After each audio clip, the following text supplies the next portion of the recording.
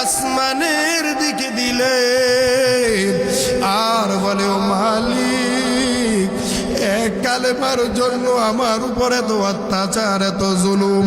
আয় আল্লাহ, আজকের এই বিপদের দিন আপনি ছাড়া আমাকে বাঁচাবার কেউ নাই। আপনি আমার ইজ্জত রক্ষা করেন। কেউ যদি আল্লাহর কাছে ইজ্জত চায়, আল্লাহ পাক কুদরতি ভাবে বান্দাকে ইজ্জত দেয়। এক পর্যায়ে বাবা চাচা দুইজনে মিলিয়া উপরের কাপড় খুললেন, শরীরের নিচের অংশের কাপড় খুলিয়া উলঙ্গ করিয়া নবীর সাহাবীকে পিঠে পিঠে বাড়ি থেকে তাড়ায় দেয়। পয়গম্বরের সাহাবী চোখের পানি ফেলাইয়া আমার মাওলাকে একটা ডাক দেয়, আল্লাহ, আজকের এই বিপদের দিন আপনি সারা বাড়ার কেউ নাই। চোখের পানি ফালাইয়া আল্লাহর দয়া মায়া রহমতের আশা বাবার সম্পদ ফালাইয়া নবীর দরবারে যাবে। গায়ে তো কাপড় নাই, নিজের কাছে কেমন জানি লজ্জা লাগে। এমন সময় পিছনের দরওয়াজা দিয়া মা দুঃখে একটা ডাক দেয়, ও সন্তান দাঁড়াও, দাঁড়াও, আর কদম সামনে বাড়ায়ও না। আমি মা তোর গায়ের অত্যাচার গুলো দেখেছি, কিছুই করতে পারি নাই। আজকে তোর নির্দয় নিষ্ঠুর বাবা তোর উপরে তো জুলুম করেছে, শেষ পর্যন্ত তোর ইজ্জতটাও তারা ফিরাইয়া দিল না। ধর, আমি মা একটা চাদর তোকে হাদিয়া দিয়ে দিলাম। পয়গম্বরের সাহাবী হাতের চাদরটাকে দ্বিখণ্ডিত করিয়া একটা অংশ উপর দিলেন, একটা অংশ নিচে দিয়া ঘোরা করে নবীর দরবারে গেলেন। আমার পয়গম্বর এই করুণ অবস্থা দেখিয়া বললেন, কি ব্যাপার? গত কয়েকদিন আগে মাত্র তুমি কালেমা পড়ে গেলা, আজকের এক সপ্তাহের ব্যবধানে এমন হালত কেন? ডাক দিয়া বলে, পয়গম্বর, আল্লাহর উপর বিশ্বাস করলাম, আপনি নবীর প্রেমের মালা গলায় নিলাম, কেউ জানতো না। এক পর্যায়ে আপনার প্রেমের গল্পটা আর গোপন রাখতে পারি নাই। বাবা মা সবাই জানার পর আমার উপর জুলুম করলো, আমার ইজ্জতটা পর্যন্ত আপন জন্মদাতা বাবা ফিরায় দেয় নাই। নবী গো, আমার ইজ্জতটা পর্যন্ত এক কালেমার জন্য চলে গেল। আমার পয়গম্বর বলেন, আমি পয়গম্বর তোমার আজকের এই কুরবানির বদলতে আল্লাহর আদালতে দোয়া করে গেলাম।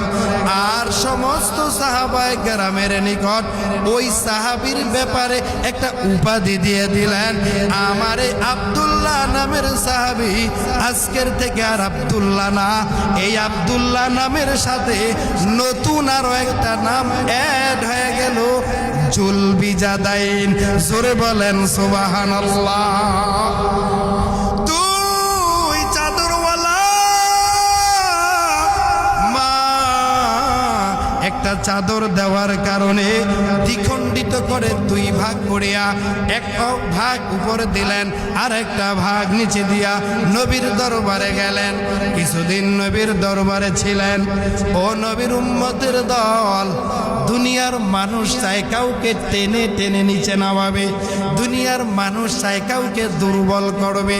আমার আল্লাহ কয়, আমি আল্লাহ যাকে ধরে উপরে নিতে চাই সারা দুনিয়ার মানুষ টানতে পারবি, ওই মানুষটারে কোনোদিন অপমান করতে পারবি না। কথা কন ঠিক না বেঠিক? সম্মান দেওয়ার মালিক কে? আরো জোরে বলেন, সম্মানের মালিক কে? আরো জোরে বলেন কে? এর নবীর উম্মতের দল,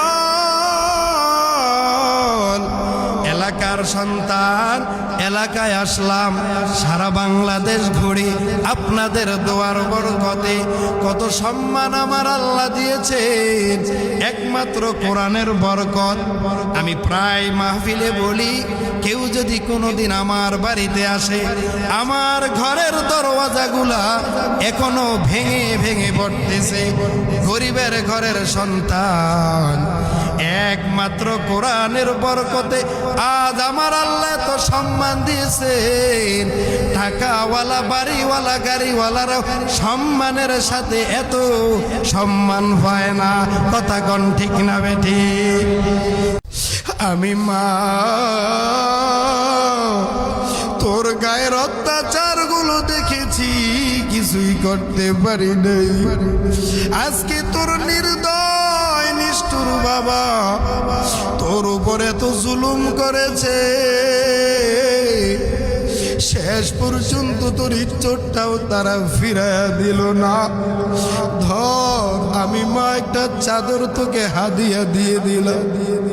পয়গম্বরের সাহাবী হাতের চাদরটাকে দ্বিখণ্ডিত করিয়া একটা অংশ উপর দিলেন, একটা অংশ নিচে দিয়া ঘোরা করে নবীর দরবারে গেলেন। আমার পয়গম্বর এই করুণ অবস্থা দেখিয়া বললেন, কি ব্যাপার? গত কয়েকদিন আগে মাত্র তুমি কালেমা পড়ে গেলা, আজকের এক সপ্তাহের ব্যবধানে এমন হালত কেন? ডাক দিয়া বলে, পয়গম্বর, আল্লাহর উপর বিশ্বাস করলাম, আপনি নবীর প্রেমের মালা গলায় নিলাম, কেউ জানতো না। এক পর্যায়ে আপনার প্রেমের গল্পটা আর গোপন রাখতে পারি নাই। বাবা মা সবাই জানার পর আমার উপর জুলুম করলো, আমার ইজ্জতটা পর্যন্ত আপন জন্মদাতা বাবাও ফিরায় দেয় নাই। নবী গো, আমার ইজ্জতটা পর্যন্ত এক কালেমার জন্য চলে গেল। আমার পয়গম্বর বলেন, আমি পয়গম্বর তোমার আজকের এই কুরবানির বদলতে আল্লাহর আদালতে দোয়া করে গেলাম। আর সমস্ত সাহাবায়ে কেরামের নিকট ওই সাহাবীর ব্যাপারে একটা উপাধি দিয়ে দিলেন। আমার এই আব্দুল্লাহ নামের সাহাবী আজকের থেকে আর আব্দুল্লাহ না, এই আব্দুল্লাহ নামের সাথে নতুন আরো একটা নাম অ্যাড হয়ে গেল, জুলবিজাদাইন। জোরে বলেন সুবহানাল্লাহ। তুই চাদরওয়ালা মা, একটা চাদর দেওয়ার কারণে দ্বিখণ্ডিত করে দুই ভাগ করিয়া এক ভাগ উপরে দিলেন, আর একটা ভাগ নিচে দিয়া নবীর দরবারে গেলেন। কিছুদিন নবীর দরবারে ছিলেন। ও নবীর উম্মতের দল, দুনিয়ার মানুষ চায় কাউকে টেনে টেনে নিচে নামাবে, দুনিয়ার মানুষ চায় কাউকে দুর্বল করবে। আমার আল্লাহ কয়, আমি আল্লাহ যাকে ধরে উপরে নিতে চাই, সারা দুনিয়ার মানুষ টানতে পারবি, ওই মানুষটারে কোনোদিন অপমান করতে পারবি না। কথা কন ঠিক না বেঠিক? সম্মান দেওয়ার মালিক কে? আরো জোরে বলেন, সম্মানের মালিক কে? আরো জোরে বলেন, কে? এর নবীর উম্মতের দল, এলাকার সন্তান, এলাকায় আসলাম, সারা বাংলাদেশ ঘুরি আপনাদের দোয়ার বরকতে। কত সম্মান আমার আল্লাহ দিয়েছেন, একমাত্র কোরআনের বরকত। আমি প্রায় মাহফিলে বলি, কেউ যদি কোনোদিন আমার বাড়িতে আসে, আমার ঘরের দরওয়াজাগুলা এখনো ভেঙে ভেঙে পড়তেছে। গরিবের ঘরের সন্তান, একমাত্র কোরআনের বরকতে আজ আমার আল্লাহ তো সম্মান দিয়েছেন। টাকাওয়ালা, বাড়িওয়ালা, গাড়িওয়ালারাও সম্মানের সাথে এত সম্মান পায় না। কথা কোন ঠিক না বেঠি? হামদে বেহাদ মর খুদায়ে পাকেরা, आके इमादत मुश्ते खाके रा आके दर आ दम दमिद रूह रा মরহম আমদ ইদলে মজরুহেরা। কবিতার ভাষায় আল্লাহর প্রশংসা করে রাসূল, ব্যাখ্যার মাধ্যমে আল্লাহর প্রশংসা করে। জোরে বলেন সুবহানাল্লাহ। কেমন এক রব পাইলাম, যেই রবের মা নাই, বাবা নাই, ভাই নাই, বন্ধু নাই, আপন বলতে কেউ নাই। আল্লাহ পাক হলেন এক, চূড়ান্ত সমাধান সূরা ইখলাসের মাধ্যমে আল্লাহ জানায়, ও পয়গম্বর, আমি আল্লাহ আপনাকে আদেশ করে দিলাম গোটা দুনিয়ার মানুষগুলোকে মেসেজ দিয়ে দেন, আমি আল্লাহ হলাম এক, আমি আল্লাহর কোনো অংশীদার নাই, আমি আল্লাহর মা নাই, বাবা নাই, আমি আল্লাহর স্ত্রী নাই, সন্তান আদি বলতে কিছুই নাই। লাম ইয়ালিদ ওয়ালাম ইউলাদ ওয়ালাম ইয়াকুল লাহু কুফুয়ান আহাদ। জোরে বলেন সুবহানাল্লাহ। আল্লাহ পাকের কোনো সন্তান আদি আসেনি? লাম ইয়ালিদ লাম ইউলাদ উলাই কাস ওয়ালিদু মাউলুদ রাউ খালিকাস। কেমন রব, যে রব হলেন একক, রবের সঙ্গে আর কোনো শরীক নেই। ওই রব সূরা ফাতিহা আমাদেরকে দান করলেন। আলহামদুলিল্লাহি রাব্বিল আলামিন। সূরা ফাতিহার মাঝে একটা নয়, দুইটা নয়, 7টি আয়াত আল্লাহ দান করলেন। প্রথম 3টা আয়াত আমার আল্লাহর প্রশংসায় ভরপুর। মাঝখানের একটা আয়াত এটা ভিন্ন আলোচনা। পরের 3টা আয়াত বান্দার কিছু চাহিদা। প্রথম আয়াত আলহামদুলিল্লাহি রাব্বিল আলামিন, আল্লাহর প্রশংসা করা হয়। আর রহমানির রহিম, রবের পরিচয় দেওয়া হয়। মালিক ইয়াউমিদ্দিন, রবের ক্ষমতার বয়ান করা হয়। এখানে রবের প্রশংসা, রবের পরিচয়, রবের ক্ষমতা। এরপরে এক আয়াত আপাতত রেখে গেলাম, পরবর্তী 5 নং আয়াত থেকে আবার চলি। বান্দা যখন বলে ইহদিনাস সিরাতাল মুস্তাকিম, এরপরে বলে সিরাতাল্লাযিনা আনআমতা আলাইহিম, এরপরে বলে গায়রিল মাগদুবি আলাইহিম ওয়ালাদ-দাল্লিন।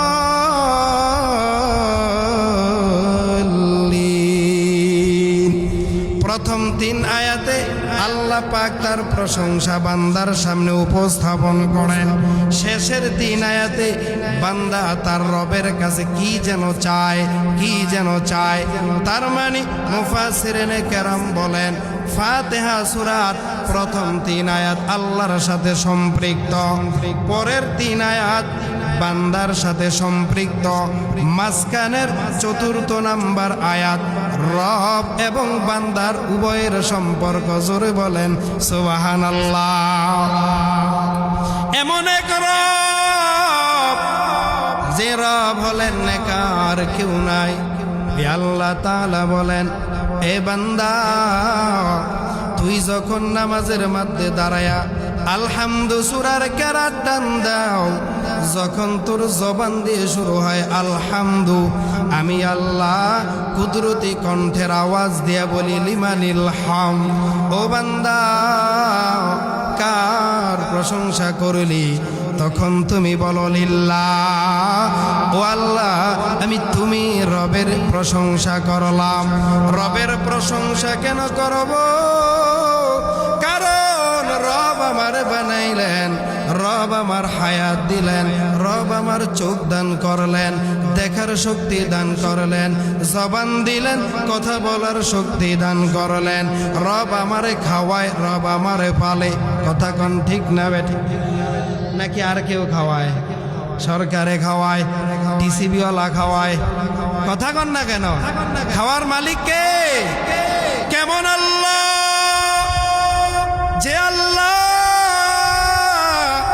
গোটা দুনিয়ার মানুষদের জানা দেয়, এ মানুষ, তুই তো দুনিয়ায় গেলি সমস্ত মাখলুকাতের উপরে, আমি তুই যাওয়ার আগে আসমান বানাইলাম, জমিন বানাইলাম। কয়টা আসমান? কয় 7টা আসমান আমি আল্লাহ বানাইলাম। জমিন কয়টা? কয় 7টা জমিনও আমি আল্লাহ বানাইলাম। 7 আসমান 7 জমিন আরশ করেছি লৌহ কলম। জান্নাত জাহান্নাম তরুলতা তৃণলতা সাগর নদী সব কিছু আমার আল্লাহ বানাইলেন মাত্র 6 দিনে। 6 দিনে, আরো জোরে বলেন। 6 দিনে সব বানাইলেন। কেন? এত বড় বিশাল আসমান আল্লাহ বানাইলেন, তো সুন্দর জমিন কেন বানাইলেন? এর একমাত্র কারণ আমার আল্লাহ বলেন, বান্দা আমি আল্লাহ আসমান জমিন পাহাড় পর্বত সাগর নদী তরুলতা তৃণলতা যত কিছু দেখো বা না দেখো সব কিছু আমি আল্লাহ বানাইলাম। সময় নিলাম মাত্র 6 দিন। রবিবার দিন সকালবেলা আমি আল্লাহ বানাবার কাজ উদ্বোধন করলাম। চলতে চলতে সোমবার মঙ্গল বুধ বৃহস্পতি শুক্রবার ক্বাবলাল মাগরিব বানানোর কাজ কমপ্লিট। জোরে বলেন সুবহানাল্লাহ। সব বানাইছেন, সময় কয়দিন? আর আপনাকে আমাকে বানাইতে সময় নিলেন 10 মাস। জোরে বলেন সুবহানাল্লাহ। এতটুক 3 হাতের মানুষটাকে বানাইতে 3 হাত 3.5 হাতের মানুষটাকে বানাইতে সময় নিলেন 10 মাস। বিশাল আসমান 7টা, জমিন 7, জান্নাত জাহান্নাম সাগর নদী এত কিছু বানাইলেন মাত্র 6 দিনে। কুদরত কার? এগুলা বানাইতে সময় কম নিলেন, আমাদেরকে বানাইতে সময় বেশি কেন নিলেন? কারণ জোরে বলেন আছে না নাই? আরো জোরে বলেন আছে না নাই? এর একমাত্র কারণ মানুষকে আল্লাহ বড় মায়া করে বানিয়েছেন। মায়া করা জিনিস, মোহাব্বতের জিনিস সবাই চায় এটাকে রঙে ঢঙে মায়া দিয়ে ভালোবাসা দিয়ে ধীরস্থিরতার সাথে আমি তৈরি করি। কথা কোন ঠিক না বেঠিক? আল্লাহ পাক বলেন আমি আল্লাহ 7 আসমান বানাইলাম, 7টা জমিন বানাইলাম। সময় নিয়েছি 6 দিন। তোর মতো 3.5 হাত বান্দাটারে বানাইতে সময় নিলাম 10 মাস। কেন? কই তুই তো আমার আদরের বান্দা, তোরে আমি আল্লাহ এত মায়া করে বানাইলাম। তোর মতো মায়া করে আর কাউকে বানাই নাই, তোর মতো আদর করে আর কাউকে বানাই নাই। আমি আল্লাহ হলাম এক। আমি আল্লাহকে আর কেউ তোদের মতো ডাকবে না। রাস্তার মাঝে ফকির দাঁড়ায়, হাতের মধ্যে একটা পেয়ালা নেয়। কেন?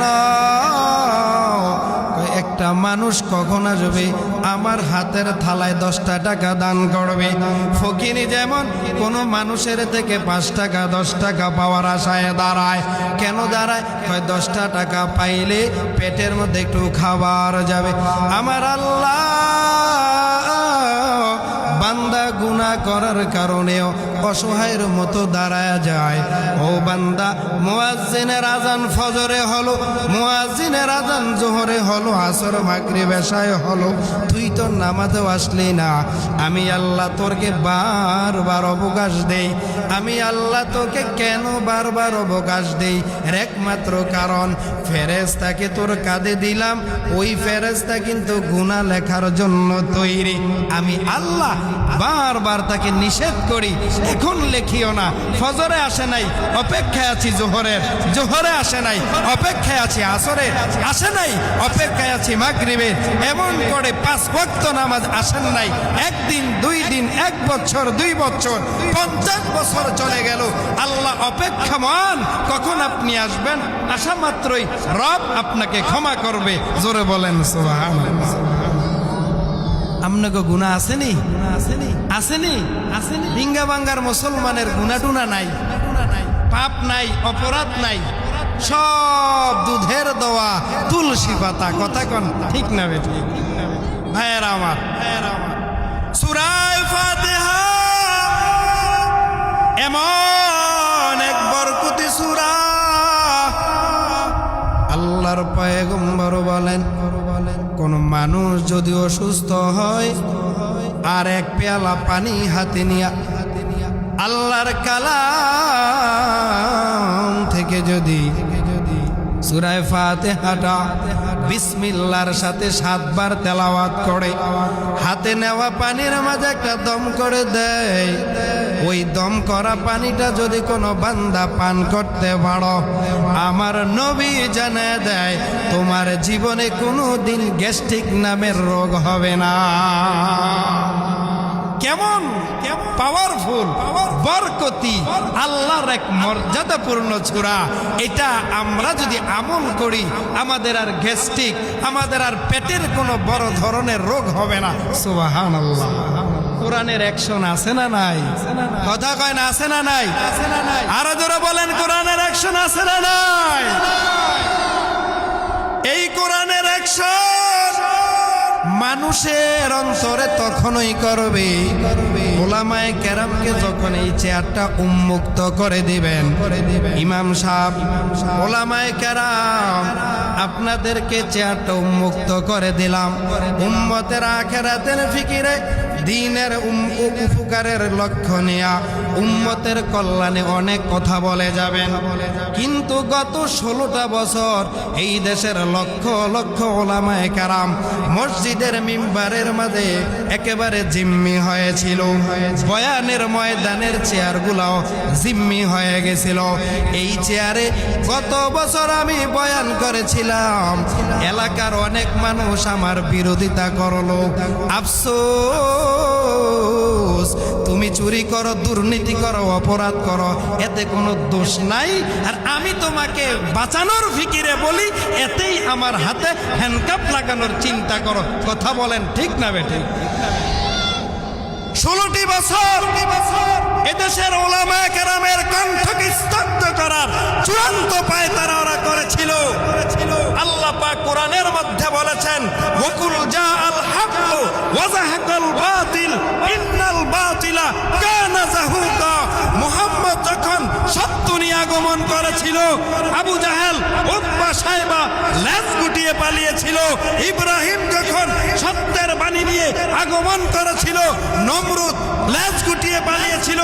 মূসা যখন হেদায়েতের বাণী নিয়ে, সত্যের ডাল নিয়ে যখন ময়দানে অবতরণ করেছিলেন, ফেরাউন নামের বেঈমান ঠিক তেমনি ভাবে লেজ গুটিয়ে পালিয়েছিল। বাংলাদেশের স্বাধীনতার 50 পেরিয়ে চলছে, এ পর্যন্ত যারা হকের আওয়াজ বন্ধ করে দেওয়ার দুঃসাহস করেছে, সময়ের ব্যবধানে তারাও লেজ গুটিয়ে পালিয়েছে। কথা বলেন ঠিক না বেঠিক? আমাদেরকে তো বন্ধ করে দিলা, আমরা তো দেশেই রয়ে গেলাম। তুমি কোথায়? তুমি কোথায়? যে ওলামায়ে কেরাম গভীর রাত্রে যায় নামাজ বিছাইয়া তাহাজ্জুদ আদায় করে হাত তুলে আপনার কল্যাণের জন্য রবের দরবারে দোয়া করে, বিনা অপরাধে স্বার্থের লোভে সেই আলেমের হাতে হ্যান্ডকাপ দিবেন, আর রব এটার অ্যাকশন নিবে না? হতেই পারে না, হতেই পারে না, হতেই পারে না। কথা বলেন ঠিক না বেঠিক?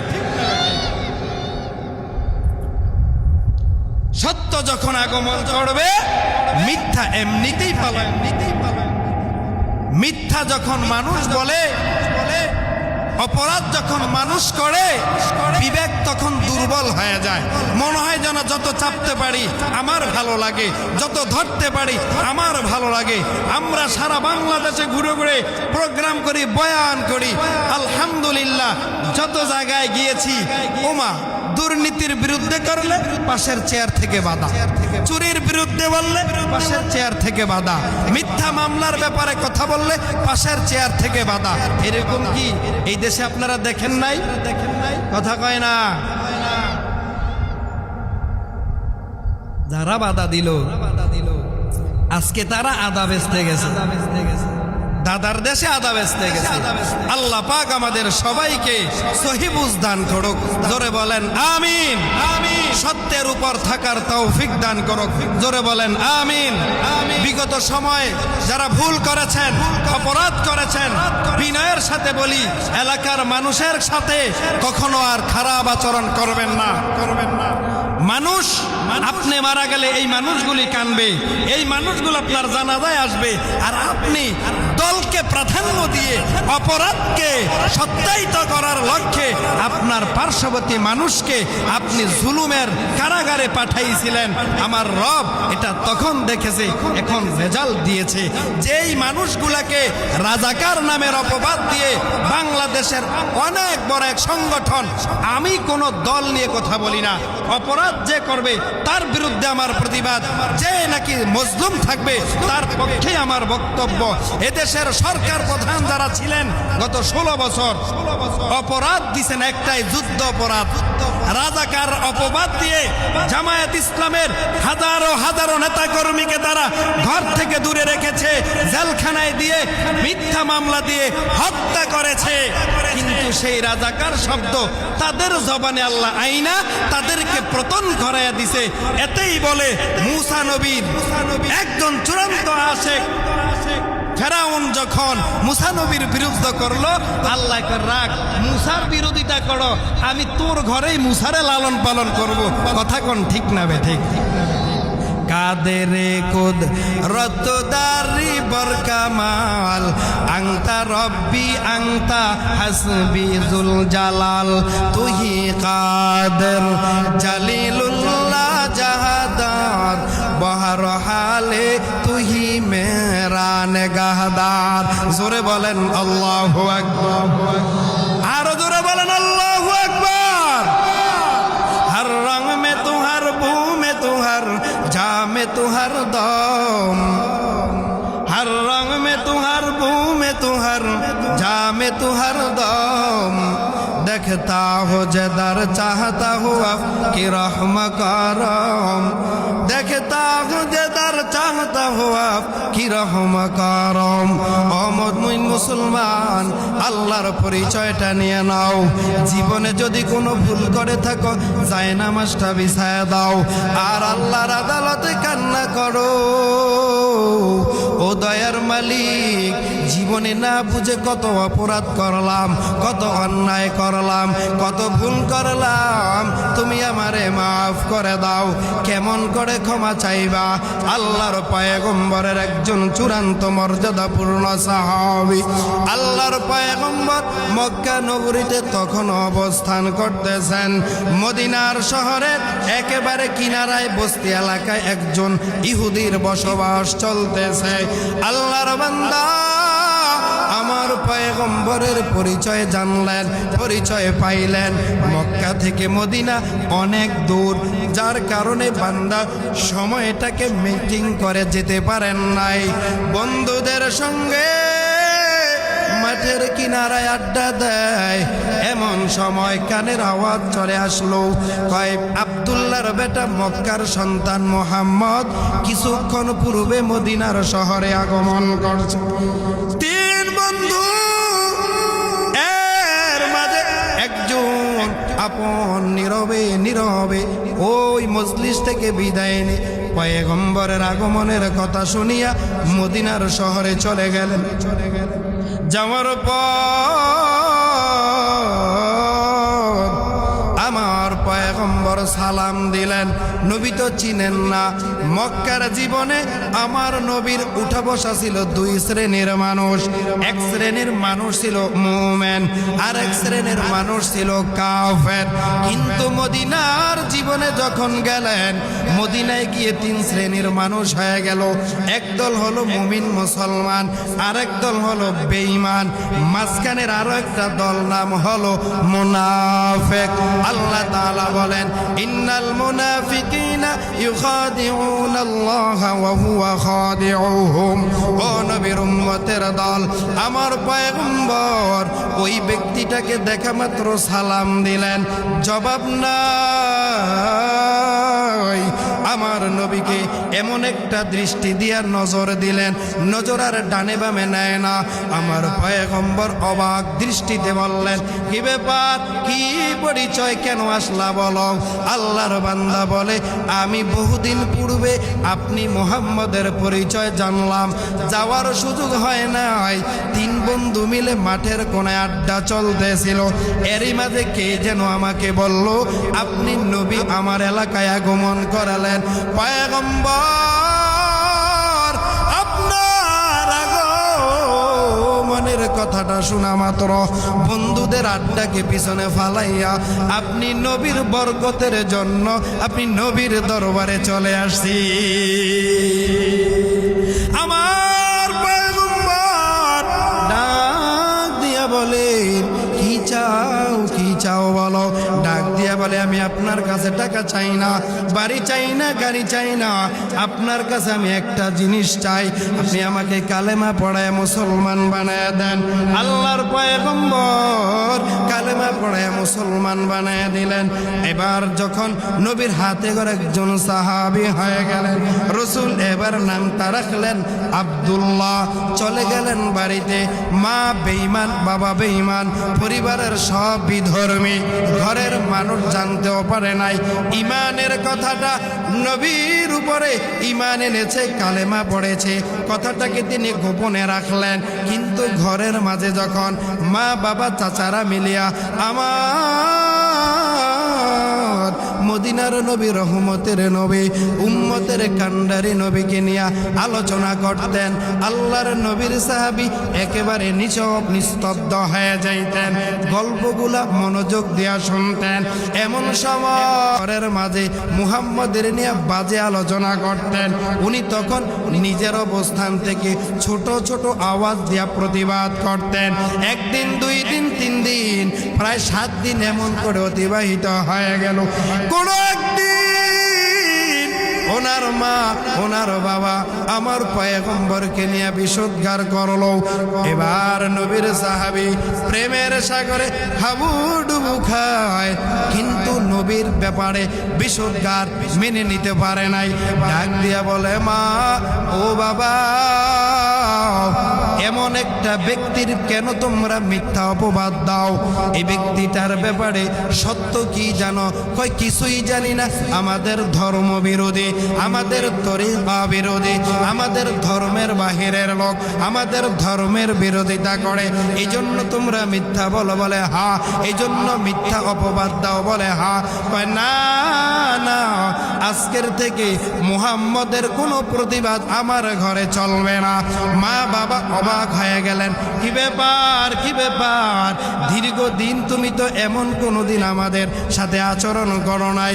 কয় এতদিন করি নাই, একটা কারণ ছিল, আজকে কেন করলাম এটারও একটা কারণ। সাহাবীর বাবা, ওনার ভাই বেরাদার যারা আপনজন আছে, অর্থাৎ সাহাবীর চাচা, প্রতিবেশী অনেককেই ডাকলেন। ডাকার পর বললেন, তুমি কি মুহাম্মদের কালেমা পড়ছো? কোনো কথা নাই, কোনো আওয়াজ নাই। হয় আমি মুহাম্মদের কালেমা পড়ছি। চাচা তো তেলে বেগুনে গরম, বাবাও রাগ হয়ে গেলেন। এবার সন্তানকে বলেন, এ কপাল পোড়া সন্তান, আমি তোমাকে চূড়ান্ত ফায়সালা করে দিলাম। সামনে 2টা পথ, হয়তো মুহাম্মদের কালেমা মুহাম্মদের ফিরায়া দাও, অন্যথায় আপন বাড়িঘর ছেড়ে চলে যাও। নবীর সাহাবী বললেন, ও আমার বাবা, ও আমার চাচারা, মনোযোগ দিয়ে শুনে নেন। আমি জেনে শুনে বুঝে মুহাম্মদের দরবারে গেলাম, কালেমা পড়লাম। মুহাম্মদের প্রেম ভালোবাসা কালেমার মালা যারা একবার গলায় নেয়, মা ছাড়তে রাজি, বাবা ছাড়তে রাজি, বাড়ি ছাড়তে রাজি, মাগার মুহাম্মদের প্রেমের মালা ছাড়তে কেউ রাজি হয় না। আরো জোরে বলেন সুবহানাল্লাহ। ইমামুল আউয়ালিন আল আখিরিন, বাহরে সাদকা রাহমাতাল লিল আলামিন। কেমন আমার নবী। এবার চাচা তেলে বেগুনে গরম, সাহাবীর বাবাকে বলে ভাই লাঠি রেডি করো, তোমার সন্তান মুহাম্মদের প্রেমের মালা গলায় দিয়েছে, হয়তো আজকে বাড়ি ছাড়বে, না হয় মুহাম্মদের কালেমা ছাড়বে। ও নবীর উম্মতের দল, আল্লাহর নবীর সাহাবী বললেন যত কিছুই করো না কেন তোমাদেরকে ছাড়তে রাজি, কিন্তু মুহাম্মদের কালেমা আমি ছাড়তে পারবো না। পয়গম্বরের সাহাবী কথাটুকু বলতে দেরি হয়, চাচা কলারটার মাঝে ধরে গালের মাঝে চর শুরু করলেন, মারতে মারতে মারতে মারতে বাবার হাতে দেয়, বাবা মারতে মারতে চাচার হাতে তুলে দেয়, আবার চাচা মারতে মারতে বাবার হাতে তুলে দেয়। মা দুঃখিনী ঘরের দরওয়াজাটাকে অল্প একটু ওপেন করে অপলক দৃষ্টিতে তাকায় আছে, চোখের পানি। আপন মা চোখের সামনে সন্তানের এই অত্যাচার মেনে নিতে পারে না, ডাক দিতেও পারে না, ওনার উপর জুলুমের স্টেম রোলার চালু হয়ে যাবে। মা সহ্য করতে না পারিয়া দরওয়াজাটা বন্ধ করে গড়ায় গড়ায় হাউমাউ করে কাঁদে। এমন সময় আল্লাহর নবীর মোহাব্বতের সাহাবী আব্দুল্লাহ বেহুশ হয়ে জমিনে পড়ে গেলেন। বাবা অত্যাচার বন্ধ করে না, চাচাও অত্যাচার বন্ধ করে নাই। এক পর্যায়ে মাথার মাঝে একটু তেল পানি দিয়া ওনাকে একটু স্বাভাবিক করবে, এমন সময় আবারও আর এক ধাপ মারা শুরু করলেন। মারতে মারতে পায়ের হাঁটুতে আঘাত করলেন, একেবারে পায়ের নলিতেও আঘাত করলেন। এবার বলে যাও, বাড়ি ছেড়ে দাও, মা ছেড়ে দাও, আমাদেরকে ছেড়ে কোথায় যাবা, চলে যাও। আল্লাহর নবীর সাহাবী চোখের পানি ফালাইয়া বাবার দিকে তাকায়, চাচার দিকে তাকায়, বাড়ির মাতৃভূমি বাবার পৈতৃক সম্পত্তির দিকে তাকায়, চোখের পানি ফালাইয়া কান্না করে করে রওনা হয়ে গেলেন নবীর দরবারে যাবেন। ঘরের সীমানা পার হতে না হতে এমন সময় এবার সবাই যখন আবার পিছন দিক থেকে ধরলেন, ধরার পর বলেন দাঁড়াও, যাওয়ার কোনো সুযোগ নাই, মাত্র তো প্রথম ধাপের অত্যাচার শেষ, দ্বিতীয় ধাপ শুরু হয়ে গেল। আল্লাহর নবীর সাহাবী ডানে তাকায় কেউ নাই, বামে তাকায় আপন কেউ নাই, সামনে তাকায় কেউ নাই, যারা ধরবে তারাই তো মারতেছে। পয়গম্বরের সাহাবী ঘাটটাকে বাঁকা করে বাবার চেহারার দিকে তাকাইলেন। বাবার চেহারার দিকে তাকানোর উপর নিষ্ঠুর নির্দয় বাবা ওর চাচাকে বলে, ওর গায়ে এখন আর কোনো অত্যাচার করা যাবে না, ওর গায়ের কাপড়টা খুলিয়া উলঙ্গ করে বাড়ি সারা করে দাও।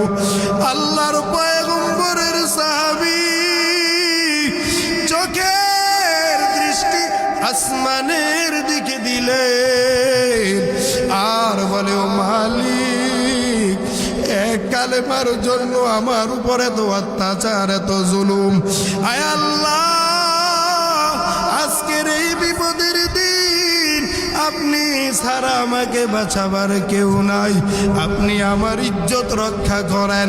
কেউ যদি আল্লাহর কাছে ইজ্জত চায়, আল্লাহ পাক কুদরতি ভাবে বান্দাকে ইজ্জত দেয়। এক পর্যায়ে বাবা চাচা দুইজনে মিলিয়া উপরের কাপড় খুললেন, শরীরের নিচের অংশের কাপড় খুলিয়া উলঙ্গ করিয়া নবীর সাহাবীকে পিঠে পিঠে বাড়ি থেকে তাড়ায় দেয়। পয়গম্বরের সাহাবী চোখের পানি ফেলাইয়া আমার মাওলাকে একটা ডাক দেয়, আল্লাহ আজকের এই বিপদের দিন আপনি সারা মারার কেউ নাই। চোখের পানি ফালাইয়া আল্লাহর দয়া মায়া রহমতের আশা বাবার সম্পদ ফালাইয়া নবীর দরবারে যাবে, গায়ে তো কাপড় নাই, নিজের কাছে কেমন জানি লজ্জা লাগে। এমন সময় পিছনের দরওয়াজা দিয়া মা দুঃখে একটা ডাক দেয়, ও সন্তান দাঁড়াও দাঁড়াও, আর কদম সামনে বাড়ায়ও না, আমি মা তোর গায়ের অত্যাচার গুলো দেখেছি, কিছুই করতে পারি নাই। আজকে তোর নির্দয় নিষ্ঠুর বাবা তোর উপরে তো জুলুম করেছে, শেষ পর্যন্ত তোর ইজ্জতটাও তারা ফিরাইয়া দিল না। ধর, আমি মা একটা চাদর তোকে হাদিয়া দিয়ে দিলাম। পয়গম্বরের সাহাবী হাতের চাদরটাকে দ্বিখণ্ডিত করিয়া একটা অংশ উপর দিলেন, একটা অংশ নিচে দিয়াও ঘোরা করে নবীর দরবারে গেলেন। আমার পয়গম্বর এই করুণ অবস্থা দেখিয়া বললেন, কি ব্যাপার? গত কয়েকদিন আগে মাত্র তুমি কালেমা পড়ে গেলা, আজকের এক সপ্তাহের ব্যবধানে এমন হালত কেন? ডাক দিয়া বলে, পয়গম্বর আল্লাহর উপর বিশ্বাস করলাম, আপনি নবীর প্রেমের মালা গলায় নিলাম, কেউ জানতো না। এক পর্যায়ে আপনার প্রেমের গল্পটা আর গোপন রাখতে পারি নাই, বাবা মা সবাই জানার পর আমার উপর জুলুম করলো, আমার ইজ্জতটা পর্যন্ত আপন জন্মদাতা বাবাও ফিরায় দেয় নাই। নবী গো,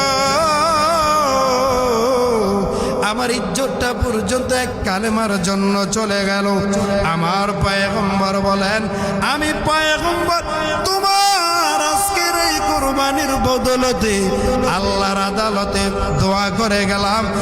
আর সমস্ত সাহাবায়ে কেরামের নিকট ওই সাহাবীর ব্যাপারে একটা উপাধি দিয়ে দিলেন, আমার এই আব্দুল্লাহ নামের সাহাবী আজকের থেকে আর আব্দুল্লাহ না, এই আব্দুল্লাহ নামের সাথে নতুন আরো একটা নাম অ্যাড হয়ে গেল, জুলবিজাদাইন। জোরে বলেন সুবহানাল্লাহ। তুই চাদরওয়ালা মা, একটা চাদর দেওয়ার কারণে দ্বিখণ্ডিত করে দুই ভাগ করিয়া এক ভাগ উপরে দিলেন, আর একটা ভাগ নিচে দিয়া নবীর দরবারে গেলেন। কিছুদিন নবীর দরবারে ছিলেন। ও নবীর উম্মতের দল, দুনিয়ার মানুষ চায় কাউকে টেনে টেনে নিচে নামাবে, দুনিয়ার মানুষ চায় কাউকে দুর্বল করবে। আমার আল্লাহ কয়, আমি আল্লাহ যাকে ধরে উপরে নিতে চাই সারা দুনিয়ার মানুষ টানতে পারবি, ওই মানুষটারে কোনোদিন অপমান করতে পারবি না। কথা কন ঠিক না বেঠিক? সম্মান দেওয়ার মালিক কে? আরো জোরে বলেন, সম্মানের মালিক কে? আরো জোরে বলেন কে? এর নবীর উম্মতের দল, এলাকার সন্তান, এলাকায় আসলাম, সারা বাংলাদেশ ঘুরি আপনাদের দোয়ার বরকতে কত সম্মান আমার আল্লাহ দিয়েছেন, একমাত্র কোরআনের বরকত। আমি প্রায় মাহফিলে বলি, কেউ যদি কোনোদিন আমার বাড়িতে আসে, আমার ঘরের দরওয়াজাগুলা এখনো ভেঙে ভেঙে পড়তেছে, গরিবের ঘরের সন্তান, একমাত্র কোরআনের বরকতে আজ আমার আল্লাহ তো সম্মান দিয়েছেন। টাকাওয়ালা, বাড়িওয়ালা, গাড়িওয়ালারাও সম্মানের সাথে এত সম্মান পায় না। কথা কন ঠিক না বেঠিক? কোরআনের বরকত এই এলাকার মাঝে একটা কোরআনের মার্কাজ আছে। আলহামদুলিল্লাহ, আলহামদুলিল্লাহ। এই এলাকার মানুষ যদি এটাকে নিয়ামত মনে করো, এটাকে তোমরা গনিমত মনে করো, দ্বন্দ্ব করবা না।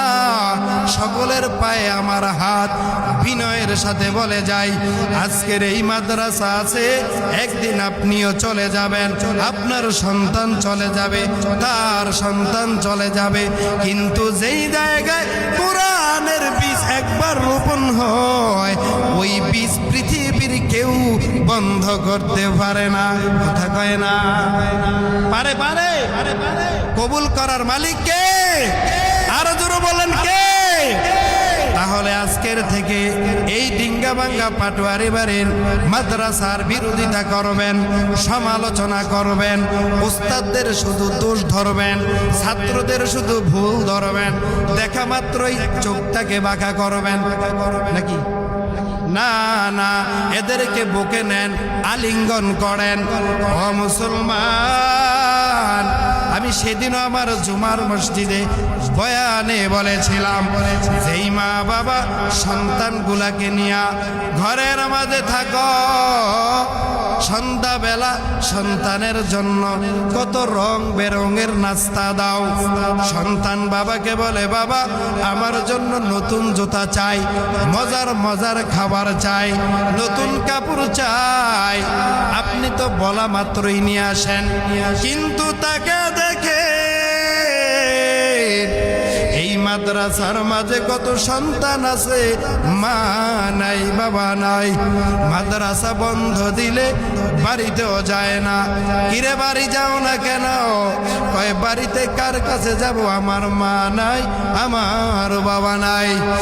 নবীর উম্মতের দল কত আশা নিয়া, মা ফালাইয়া বাবা ফালাইয়া, আপনাদের ভালোবাসা দোয়ার বরকতে সন্তানগুলো এখানে কোরআন পড়তেছে।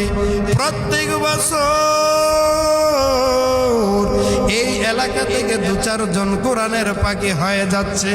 আজকে এই মাদ্রাসা থাকার বরকতে আমার মতো এলাকার সন্তান প্রতিষ্ঠিত হয়।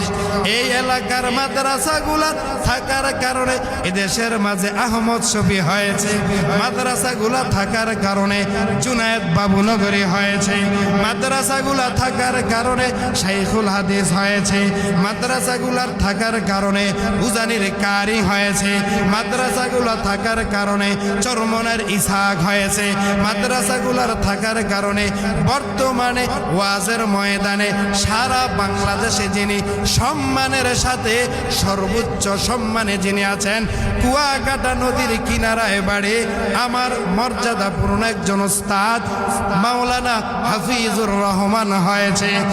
নবীর উম্মতের দল শায়েখ সেদিন একটা বয়ানে নিজের আবেগগুলো কান্না করে করে বললেন, এমন এক সময় দিল ভাঙ্গা কিছু কথা বললেন। এই দেশের মানুষ হাফিজুর রহমানকে নিয়ে কত সমালোচনা করলো, কত অপবাদ দিল, কত গালাগালি করলো, দিলটা বড় ভাঙ্গা। সেদিন এক বয়ানে বললেন, আমি গালি পাওয়ার মানুষ, আমি গালি পাওয়ার যোগ্য বলেই তোমরা আমাকে গালি দাও, আর আমার আমাকে খেদমত নিবেন বলে সম্মানের চেয়ার আরো সম্মানিত করেন।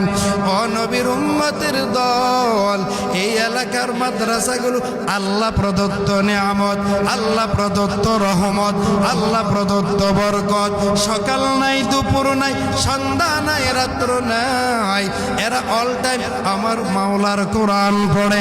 আল্লাহর নবী বলেন, ক্বালান নবী সাল্লাল্লাহু আলাইহি ওয়াসাল্লাম, মান ক্বারাআল কুরআনা ফাস্তাযহারাহু ফাআহাল্লা হালালা ওয়া হাররামা হারামা আদখালাহুল্লাহুল জান্নাহ ওয়া শাফাহু আশরাতুম মিন আহলি বাইতিহি কুল্লুহুম ক্বাদ ওয়াজাবাত লাহুন নার।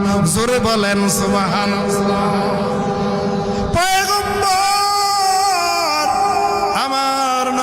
ঘোষণা দিয়া গেলেন, যেই মানুষ নাকি একটা সন্তানকে কোরআনের আলেম বানাও, কোরআনের হাফেজ বানাও, এই সন্তান যদি কোরআনের হালালটারে মানে হারামটারে ছেড়ে দেয়, এই সন্তান কিয়ামতের দিন আপন বংশর থেকে এমন 10 জন মানুষকে জান্নাতের মাঝে নিবেন, জান্নাতের মাঝে নিবেন যেই মানুষগুলার জন্য অপরাধের কারণে জাহান্নাম ওয়াজিব হয়ে গেছে, জাহান্নাম যাদের জন্য লাজেম, এমন 10 জন পরিবারের আপনজন জান্নাতে নিয়ে যাবেন।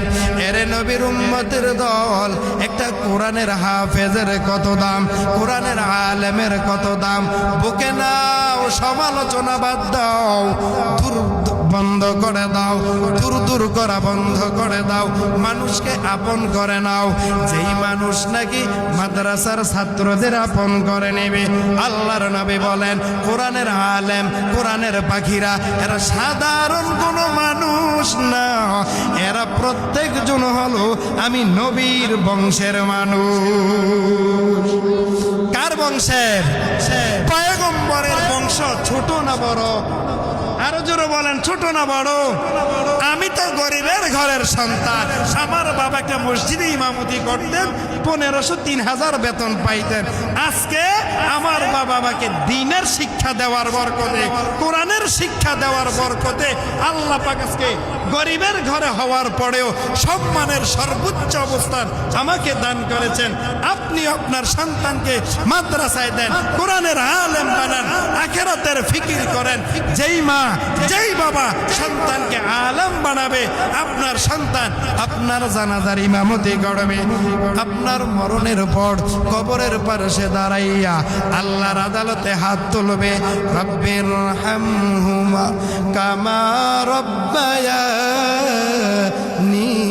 সগীরা, রব্বির হামহুমা কামা রব্বায়ানি সগীরা। ও নবীর উম্মতের দল, আমিও তো এলাকার সন্তান, দোয়া নেওয়ার জন্য আসছি। অনেকের সাথে চলাফেরায় অনেক সময় ভুল হয়ে যেতেই পারে, সবার পায়ে আমার হাত রেখে আমি ক্ষমা চেয়ে নেই। এই মাদ্রাসার বরকতে এত সুন্দর জান্নাতি বাগান পাইলেন, মাদ্রাসার পক্ষ থেকে আপনাদের সকলের পায়ে আমার হাত। বিগত সময় কেউ যদি মিথ্যা অপবাদ দিয়ে থাকেন, সমালোচনা যদি করে থাকেন, আপনার পায়ে হাত রেখে বিনয়ের সাথে বলে যায় আর কোনোদিন বিরোধিতা করবে না, আর কোনোদিন এগুলার সমালোচনা করবে না। মাদ্রাসার পাশে আসো, মাদ্রাসার সহযোগিতায় দাঁড়াও, মাদ্রাসার খোঁজ খবর নাও, এতে করে তোমার ভিতরের সব প্রশ্নের জবাব সামনে চলে আসবে। কথা কয় না? হাসা কথা কইতে মুসলমানের জবান ঠান্ডা হয়ে যায়। কথা কয় না? তাহলে মাদ্রাসার প্রতি আমাদের প্রেম, ভালোবাসা, মোহাব্বত, আন্তরিকতা, উদারতা বাড়ানো দরকার না কমানো দরকার? কিভাবে বাড়াইবেন? দান সৎকা কমায় দিবেন, ছাত্র দিবেন না, সন্তান দিবেন না, সমালোচনার ঝড় তুলবেন। কথা কয় না? তাহলে মাদ্রাসার উন্নতি হোক চান তো? এই মাদ্রাসা দিন আরো বড় হোক চান তো? কারণ কি? এটা হলো সদকায়ে জারিয়ার চূড়ান্ত এক ব্যবস্থা। 10 টাকা দিবেন, এই জায়গা থেকে কিয়ামত পর্যন্ত যত সন্তান কোরআন পড়বে, প্রত্যেক সন্তানের প্রত্যেক হরফের বিনিময় 10টা করে নেকি দিবেন। এর একটা অংশ আপনার আমল নামায় চলে যাবে। জোরে বলেন সুবহানাল্লাহ। ওই ব্র্যাক ব্যাংকে আর ইন্স্যুরেন্সে দিলেন 2 লাখ দিলে 50,000 বেশি পাবেন। সেখানে দেওয়ার জন্য কত চেষ্টা, কত ফিকির। আর আখেরাত আলোকিত হোক, ভালো হোক, সফলতার জন্য সন্তান আলেম বানানোর কোনো ফিকিরই নাই। কেন? মাদ্রাসায় পড়লে চাকরি পাবে না। না, বাংলাদেশের একটা ইমামরাও না খেয়ে মরতে আছে। কথা কয় না? ইমামরা না খেয়ে মরতেছে। আমি আমার ব্যক্তিগত অভিজ্ঞতায় বলতেছি, বাংলাদেশের ইমামরা অল্প বেতনে বরকত বাদ দিলাম। এই গান তো বহু শুনছেন, এই গান বহু শুনছেন যে বরকত, এটা আমি বাদ দিলাম। ইমামদের মতো সম্মানের সাথে অল্প পরিশ্রমে ভালো প্রতিদান কেউ পায় না, কেউ পায় না। একটা মানুষ সকাল ফজরের পর থেকে দুপুর 2টা পর্যন্ত, বিকাল 3টা থেকে সন্ধ্যা 8টা পর্যন্ত দীর্ঘ সময় সে অটো চালায়, রিক্সা চালায়, সিএনজি চালায়, সন্ধ্যাবেলায় বাসায় যায় 500, 400, 600, এর বেশি নিতে পারে না। কথা কয় না? তার এত ঘন্টা ডিউটি করে প্রতিদিন 700 করা হলে মাসে 21,000। কথা কয় না? 21,000 টাকা। এর মধ্যে বিড়ি আছে, সিগারেট আছে, পান আছে, সুপারি আছে, ডানে বামের গাঞ্জার হোটেল তো অনেকের আছে। কথা কয় না? আসেনিও ডিঙ্গা ভাঙ্গার মানুষ এগুলা খায় না। জি, ডিঙ্গা ভাঙ্গার যুবকরা এগুলো খায় না। ও যুবক, তোর পায়ে হাত রেখে বলে গেলাম, নেশা থেকে নিজেকে বাঁচাও, রসুলের আদর্শের মালাটা গলায় নাও। যেই কথা বলতেছিলাম যে আলেমের অল্প প্রতিদান, অল্প পরিশ্রম, প্রতিদান বেশি। আমি প্রায় সময় বলি 5 ওয়াক্ত নামাজে যদি 30 মিনিট করেও ডিউটি ধরি, 5 ওয়াক্ত নামাজে 2.5 ঘন্টা, মাসে বেতন পাই 10,000। ডানে বামে মুনাজাত ধরলেই তো 500 টাকার নোট, মুনাজাত ধরলেই 1,000 টাকার নোট। একদিনে 2টা-3টা দাওয়াত না গেলেও মুসল্লিদের মন খারাপ, ইমাম সাহেব আমি গরিব দিকে আমার বাড়ি আইয়া। কথা কয় না? আমি এই পরিস্থিতির শিকার। আমি একটা কেন্দ্রীয় মসজিদের ইমাম, আপনাদের দরবার, আমি এটার পরিস্থিতির শিকার। ইমাম হওয়া যে কত জ্বালা এখন বুঝি। আমার গতকাল দুপুরের খাবারই আইছে 4 রকমের মাংস, 3 রকমের মাছ, ভর্তা আছে কয়েক রকমের, মানুষ একজন, 3 লোকমা 4 লোকমা খায়। এই খাবার খায় কেডা? কয় আল্লাহ।